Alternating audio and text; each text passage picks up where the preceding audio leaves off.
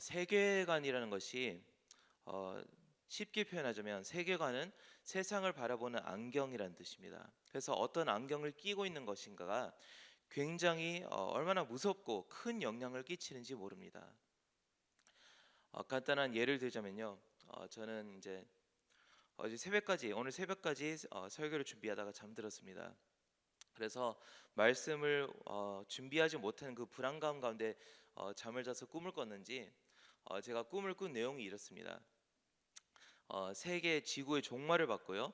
운석이 떨어진 걸 보면서 빨리 과거로 뒤돌아가서 과학자들에게 알려야만 그 종말을 피할 수 있다는 그 정말 끔찍한 꿈을 꾸고 있었습니다. 그래서 너무나 피곤해서 갑자기 이제 아내가 여보 큰일 났어요 이렇게 깨우는 소리가 들렸을 때 제가 눈을 떴을 때 제가 딱 드는 생각이 내 임무에 실패했구나. 내가 과거로 돌아가서 과학자들에게 알리지 못해서 아내가 세상이 끝난 것을 봤기 때문에 큰일 났구나 싶었는데 정신을 차려보니까 5시 40분이어서 큰일이 나서 뛰어왔습니다. 시간이 바뀐 게 아직 적응이 안 됐나 봐요. 그만큼 어떤 세계 속에 살고 있는지 어떤 꿈을 꾸고 있는지가 굉장히 무섭고 중요합니다. 그것이 현실을 어떻게 살아가는지를 알려주거든요. 근데 여전히 어, 꿈에서 깨지 못한 사람들이 많이 있습니다. 요즘 들어서 영어권이나 한국어권이나 한국이나 미국이나 유럽이나 계속 꾸는 꿈들이 여러 가지가 있는데요. 대표적으로 말씀드리자면 인류가 기술적으로, 철학적으로, 과학적으로, 사상적으로 진보하지 않으면 큰일 난다고 생각하는 진보의 꿈, 그리고 인류가 전통과 유구한 어떤 양질의 문화를 계속 지켜나가지 않으면 타락의 길을 갈 수밖에 없다고 생각하는 보수의 꿈, 이 진보와 보수의 세계관이 한국도 미국도 유럽도 전부 이 두 세계관, 이 두 꿈 때문에 얼마나 많은 싸움이 일어나는지 모릅니다. 성도님들 사이에서도 기독교와 이 진보와 보수를 묶어서 생각하기 때문에 얼마나 많은 싸움이 있는지 모릅니다. 그 영향력이 삶의 구석구석 침입하여서 세계관 구석구석 침입하여서 완전히 다른 세상을 갈수록 살아가게 됩니다. 그렇게 우리가 꾸는 꿈이 무섭습니다. 근데 6절에 보면 오늘 제자들도 예수님과 전혀 다른 꿈을 세상을 보고 있는 것을 볼 수 있습니다. 예수님께서 떠나실 때가 다 되셔서 예수님께서 이렇게 말씀하십니다. 너희 마음이 근심이 가득하였도다. 예수님께서는 떠나시면 큰일 난다고 생각하시는 유대교적 메시아관에 반대해서 그 세계관에 반대해서 떠나야만 보혜사 성령님께서 오시는 것을 알고 기뻐하시는 한 분이 되셨던 것입니다. 세계관이 완전히 다르기 때문에 그렇습니다. 그래서 7절에 이렇게 말씀하시죠. 내가 너에게 실상을 말하노니 꿈을 깨라고 실상을 내가 정말 말하겠노니 떠나가는 것이 유익이고 너에게 보혜사가 오는 것이 유익이라는 것을 말씀하시는데, 왜냐하면 성령님에 의해서 도래될 신세계, 세계관이 완전히 뒤바뀌어지는 그 세계를 보여주시기 위해서 예수님께서는 구원의 메시지를 남기시고 떠나시는 것입니다. 그렇다면 그토록 예수님께서 우리에게 성령님을 통하여서 우리의 눈과 안경과 꿈이 어떻게 교정되기를 원하셨는지 살펴보겠습니다. 8절에 보면 그가 와서 보혜사께서 오셔서 죄에 대하여서 의에 대하여서 그리고 심판에 대하여서 세상을 책망하시리라 말씀하십니다. 즉 세계관의 가장 중요한 여러 가지 요소 중에 근원이나 기원이나 혹은 어떤 윤리적 세계관이나 아니면 미래의 운명이나 그리고 지금 삶의 의미, 이 네 가지 요소 중에서 예수님께서는 옳고 그름, 즉 삶의 윤리적인 요소, 도덕적인 요소, 의로움의 요소를 완전히 뒤바꿔 주실 성령님을 소개하고 있습니다.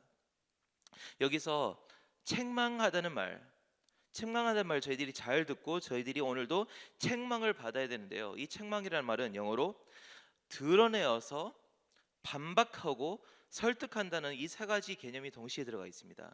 그래서 나의 세계관, 내가 꾸는 꿈이 무엇인지 드러나고 햇빛 가운데 쬐어야 되고요. 그리고 예수님께서 그것을 반박하시고 성령님께서 이게 틀렸다고 말씀을 해주셔야 되고요. 마지막으로 설득을 당하여서 새로운 성령님의 세계관이 무엇인지를 저희들이 알아야 합니다. 9절에 보면 그래서 하나하나씩 세부적으로 드러내서 반박해서 설득하고 계시는데요. 9절에 보면 죄에 대해서 성령께서 어떻게 책망하시느냐? 그들이 나를 믿지 아니하며. 우리가 성경적인 안목을 가지지 못할 때, 세상적인 여러 가지 꿈을 꿀 때 우리는 누구를 죄인 취급하고 어떤 기준이 죄와 그리고 옳은 것을 판별할까요? 제가 앞서 말한 보수진영, 예를 들어서 보수진영은 동성연애자가 가장 큰 죄인을 대표하는 한 부류가 되었습니다. 그래서 저희들은 죄인들 중에 그들이 꼭 대표적인 자리를 차지하고 있고요. 요즘 들어서 진보 진영은 타락한 목사를 뽑아내는 것이 최고의 적으로 만드는 것이 취미가 되었습니다. 왜냐하면 그들만큼 정확한 죄인이 그들의 세계관에 없기 때문에 그렇습니다. 지성인은 무지한 것을 죄라고 그리고요. 공산주의는 부르주아가 죄인이라고 그러고요. 그리고 어떤 캐피탈리스트 시스템, 그 자본주의 사회 안에서는 게으른 자가 죄인이라고 말하고 있습니다. 그게 가장 큰 죄라고 가르치고 있기 때문에 저희들이 세상을 어떤 안목으로 바라보느냐가 나의 적이 누구인지를 정확하게 가르쳐줍니다. 그래서 싸우게 됩니다. 요즘 누가 죄인인지를 둘러싼 싸움이 얼마나 일어나는지 모릅니다. 어떻게 저 사람이 저럴 수 있지? 나의 세계관을 파괴시키는 한 가지 사람이 있습니다. 언제나. 하지만 성령님께서 우리의 세계관을 교정해 주실 때 가장 큰 죄는 무엇이죠? 가장 큰 죄, 있어서는 안 되는 일, 정말 존재해서는 안 될 사람이 어떤 사람이죠? 예수 그리스도를 주라 시인하지 않는 것. 예수님이 구세주라는 것을, 하나님이시라는 것을 믿지 아니하는 것이 가장 큰 죄라는 것을 누가 드러내시고 반박하시고 설득하시죠? 성령님. 저와 여러분들의 세계관 가운데 누가 죄인인지를 정확하게 몰라서 이 사람 저 사람 공격하는 일이 계속 있다면 여러분, 우리의 눈이 달라지지 않았던 것을 주님께서 설득하시고 계십니다. 나를 믿지 아니하는 것이 가장 큰 죄인이라는 것. 요즘 미국이나 한국 대통령 당선 때는 얼마나 말이 많은지, 그 사람의 삶을 분석하면서 예리하게 쪼개가면서 그 사람의 윤리관과 그 사람의 도덕관과 그 사람의 경제관과 이민에 대한 태도를 보면서 어떻게 저 사람이 저럴 수 있지 그러면서 그 이슈에 대해서는 책망하게 하지만 저 사람이 실로 예수 그리스도를 주라고 믿어서 구원을 받았을까, 그 심정으로 그 사람을 바라본 사람이 너무나 적다는 것입니다. 기독교인들 가운데서도요. 성령님께서 계속 말씀하십니다. 예수 그리스도를 주라 믿지 않는 것이 가장 큰 죄라는 것.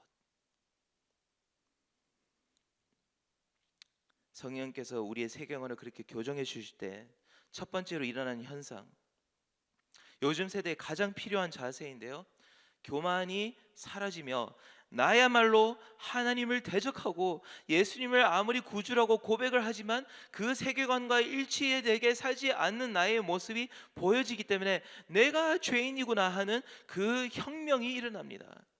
내가 잘못이고 세계가 나 때문에 잘못되어 가고 있고 나의 가정이 나 때문에 잘못되어 간다는 것을 성령님께서 보여주실 때 세계관의 혁명이요, 세상의 혁명이요, 모든 것이 달라집니다. 그것이 성령님께서 다 가져오시는 신세계입니다. 내가 죄인이라는 것에서 모든 것이 시작되기 때문에 그러한 영향 중에 하나가 무엇이죠? 그토록 얄미웠던 사람들이 긍휼하게 보여지기 시작하고, 저 사람이 예수님을 안 믿네, 아무리 박사학위를 가지고 있어도 어떻게 예수님을 안 믿네, 어떡하지? 저 사람이 아무리 경제적으로 부유하고 삶이 건강해 보이고 자녀들이 잘 돼 있는데 예수님을 믿지 않는데 어떡하지? 나와 똑같은 곳에 있었구나. 그러면서 그 사람을 사랑으로 설득하게 되고 품게 되고 용서하게 되고 불쌍히 여기게 되는, 그것이 우리 기독교인들의 자세가 아닐까요? 윤리적으로 그렇게 해야 되기 때문이 아니라 안경을 바꾸고 보니까 내가 죄인이요 하나님을 사모하지 않은 모든 것이 죄라는 것을 알았을 때, 우리 모두가 하나님의 적이라는 것을 깨달았을 때 생기는 관용입니다. 세계관이 달라지면 그렇게 무섭습니다. 사랑하는 여러분, 성령으로 인해서 거듭나셨다면 더 이상 예수님을 믿지 않고 따르지 않는 삶이 용서받지 않을 것이라는 것을 알게 되면서, 나뿐만 아니라 믿지 않은 모든 이웃에게 저희들은 무릎으로 다가서서 예수님을 믿으십시오 라는 그 근본적인 예수님의 부르심이 다시 발동되기 시작하는 것입니다. 믿습니까? 아멘. 10절 의에 대하여라 함은, 의, 이제 죄를 넘어서서 예수님은 의에 대해서 말씀하시는데요. 내가 아버지께로 가나니 너희가 다시 나를 보지 못하는 것이 신기하게 이것이 의로움의 새로운 기준이 되신다고 말씀하십니다. 세계관의 혁명이 여기서도 일어난대요. 예수님께서는 하나님 아버지께로 간다는 것은, 천국으로 가는 유일한 사람은 완전한 하나님의 의로움을 입어서 완전하게 하나님 율법을 다 이룩했기 때문에 하나님의 나라에 가실 수 있다는 선포입니다. 즉 완전히 의로운 사람은 하나님의 나라에 가는 지금 예수님이라는 것입니다. 예수님만이 의로운 분이라는 것입니다. 예수님께서 의롭다고 너무나 당연하게 생각할 수 있지만, 저희는 기독교적 세계관을 오랫동안 가지고 있었기 때문에 예수님이 가장 좋은 분이라고 어느 세계관이든 다들 얘기합니다. 하지만 성령에 의해서 시야의 교정을 받지 않았던 바리새인들과 제사장들은 예수님을 귀신 들린 자, 하느님을 모르는 자, 가장 큰 죄인, 안식일을 깨는 사람, 율법을 파괴하는 그러한 사람으로 취급했습니다. 가장 의롭지 않은 사람으로 예수님을 취급하는 것이 세계관이 교정되지 않고 성령님에 의해서 거듭난 심장을 가지지 않은 사람의 특징입니다. 우리도 성령님의 거듭난 이전에 의로움을 어떻게 생각했죠? 규칙을 지키고 도덕적인 삶을 영위하고 성도들에게, 이웃에게 잘해주고 욕을 먹지 않으면 그것이 최고의 의로움이라고 생각해서 뜨뜻미지근한 신앙생활을 버지니아 가운데서 유지하는 사람이 얼마나 많은지 모릅니다. 불쌍한 사람을 도와줬기 때문에 나는 괜찮은 구원받을 만한 사람이고, 늘 술 취한 그 사람은 해서는 안 되는 일들을 계속하기 때문에 의롭지 못한 사람이라고 그 선을 정확하게 자르는데, 성령님의 선과 기준은 무엇이죠?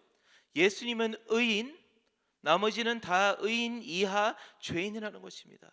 예수님만이 의인이라고 성령님께서 계속 가르쳐 주시면서 저희에게 당부하시는 삶의 변화가 무엇이죠? 예수님을 붙잡으라, 주님을 붙잡으라.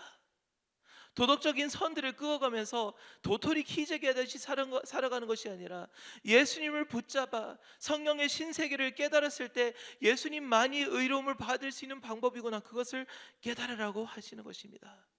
성령님께서 우리의 눈을 열어주실 때 오직 의로운 이름은 예수뿐이라고 당당하게 선포하실 수 있습니다. 그렇게 됐을 때 무엇이 의롭고 좋은지에 대한 인식이 정확하게 바뀔 때 갈수록 예수를 믿는 것이 가장 큰 축복이라는, 축복과 감사의 제목이란 것을 느끼며 살게 됩니다. 제가 월요일 날 이제 그 funeral service를 드렸는데요. 이제 예배를 드리면서 그 삶의 그분의 양력을 들어가면서 어떻게 사셨는지 다 정보를 들었는데 딱 한 가지가 제 귀에 꽂혀서 가장 중요했습니다. 죽기 직전에 예수 그리스도를 주라고 시인했습니다, 그분이. 그래서 제가 너무나 신나게 설교를 할 수 있었던 것이, 만약에 뭐 보잉 회사를 차리신 분이고 뭐 여러 가지 기술적인 업적을 이뤄내신 분인데 그분이 예수를 믿지 않고 돌아가셨다면 저는 그 자리에서 어떻게 설교를 했어야 될지 모르겠습니다.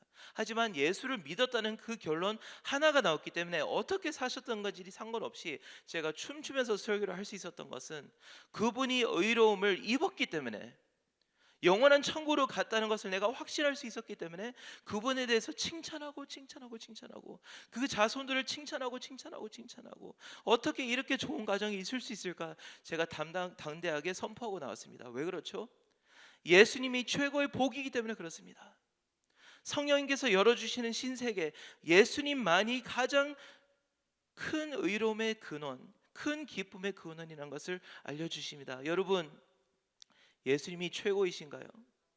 아멘. 그것이 오늘 우리를 일어나게 하는 세계관의 변화입니다. 마지막 11절, 심판에 대하여라 함은 이 세상의 임금이 심판을 받았습니다. 지금 예수님께서 떠나시기 직전의 현장은 어떤 모습이죠? 세상이 예수님을 심판하고 성공적으로 심판하는 장면처럼 보입니다. 그를 죄인으로 여기고 지목하여서 십자가에 못 박아서 실제로는 예수님이 죄인이 아니지만 죄인으로 취급하면서 사단이 마치 승리한 것처럼 보입니다. 하지만 실제로는 모든 세상을 예수님께서 심판하고 있는 자리라고 성령님께서 가르쳐주고 계십니다. 세상은 예수님, 하나님 중심적 세계관, 복음 중심적인 삶을 배척해내고 내가 살아가고 싶은 인본주의적인 삶을 십자가에서 이룩했다고 가르치고 있다고 생각합니다. 그래서 드디어 내 마음대로 살아가도 되구나, 에덴 동산의 연장선이 지금까지 왔구나 라고 생각하게 되는데, 성령님께서 교정해 주실 때 십자가 사건은 무엇이죠? 예수님께서 승리하셨다는 것. 세상이 이기지 못하고 하나님께서 이제는 세상을 심판하실 것이라는 것을, 하나님께서는 이제 사단을 심판하는 그 자리가 되었다는 것을 성령님께서 알려주십니다. 이것을 깨달은 신자의 혁명적인 삶의 태도는 어떤 변화가 일어나죠? 사탄의 권세가 무릎을 꿇고 심판을 받게 되었고, 사단의 권세에 속한 모든 사람들이 심판을 받게 되었고, 예수님을 구주로 영접한 모든 사람들은 영원한 하나님의 나라를 누리게 된다는 것을 깨달았을 때 신자는 영원히 확신 있게 살 수 있습니다. 주님께서 승리하셨다. 주님께서 승리하셨습니다. 세상이 어떻게 돌아가고 우크라이나가 어떤 일이 일어난지 모르고, 파이저가 잘못했는지 아니면 지금 정치인들이 잘못하고 있는지 그것에 흔들리는 것이 아니라 세계관의 확고한 중심, 하느님께서 승리하셨기 때문에 오늘 나의 삶에 해야 될 것과 하지 말아야 될 것이 완전히 달라집니다. 주님의 이름을 알려야 되고, 이제는 죄인들을 구해야 되고요, 예수님 중심적으로 살아가야 되고, 하느님 나라가 도래하도록 내가 복음을 계속 선포하는 것이 신자들의 세계관의 변화입니다. 사랑하는 여러분, 하느님께서 승리하셨다면 그와 일관되게 살아가는 방법은 하나밖에 없습니다. 왕이 누구이신지를 깨달아야 됩니다. 심판받는 대상이 누구인지를 깨달아서 더 이상 세상과 하나님 사이에 양다리 걸쳐서는 안 됩니다. 결정을 내리셔서 세상을 승리한 자가 누구신지를, 그분을 따라가야 됩니다. 하나님께서 승리하셨고 예수님께서 영원히 영광을 받으실 거고요, 저희들은 그분의 복음을 전하면서 살다가 죽어야 일관된 세계관을 가졌다고 볼 수 있습니다. 여러분, 하느님께서 마치 왕인 듯 정말로 살아가는 여러분이 되시기를 축원드립니다. 아멘. 12절에 보면 여기서 끝나지 않습니다. 내가 아직도 너희에게 이를 것이 너무나 많지만 지금 너희가 감당하지 못하리라. 여러분, 성령님의 신세에게는 끝이 없습니다. 이 세 가지만 교정되는 것이 아니라 성령님께서 우리 안에 거할 때 정말 감당하지 못할 세계관의 변화가 지금도 우리 속에 계속 이루어지고 있고 일어나야 될 줄 믿습니다. 그 당시에 유대인이 어떻게 이방인과 함께 구원의 노래를 부를 수 있다고 누가 알았겠습니까? 불가능하죠. 그리고 자칭 의인인 세계관과 그리고 바리새인들이 어떻게 세리장과 함께 창녀와 함께 내가 죄인이라고 고백할 줄 누가 알았겠습니까? 성령님의 임재가 있기 때문에 그 모든 변화가 일어났습니다. 주님께서 우리를 거듭나게 하시고 십자가를 지신 예수님을 바라보게 할 때 비로소 나를 향한 하나님의 마음, 하나님의 새로운 세상을 엿볼 때 예전 세계관으로서는 감당할 수 없었던 소식을 지금에서야 깨달을 수 있습니다. 하지만 여러분, 아무리 성령님과 동행하더라도 아직 이해되지 않는 한 가지가 있는데 그것은 복음입니다. 복음. 어떻게 예수를 믿지 않아서 완벽하게 죄인일 수밖에 없었던 내가 가장 큰 죄인인데 어떻게 예수님께서 십자가를 대신 지셨을까요? 어떻게 내가 당했어야 할 창피와 죽음, 그 심판을 주님께서 당하시고, 내가 어떻게 주님께서 누리셨어야 할 그 영원한 행복과 의로움을 하나님의 임재 앞에서 어떻게 내가 누리게 되었을까요? 세계관의 파괴입니다. 이해가 안 됩니다. 어떻게 심판받아야 할 대상인 내가 하나님에 의해서 건짐을 받고 자신 예수님께서 심판을 당하심으로 영원히 죄와 사망의 권세에서 내가 승리를 선포할 수 있을까요? 성령님께서 모든 것을 뒤바꾸셨기 때문에 가능합니다. 하나님께서 모든 것을 뒤흔드셨기 때문에 가능합니다. 그것이 복음의 혁명입니다. 성령의 신세계 여러분을 초대합니다. 예수님의 복음을 믿어서 그 세계를 함께 바라보시면서 오늘 행복하게 새로운 세계대로 살아가는 여러분이 되시기를 축원드립니다. 기도하겠습니다.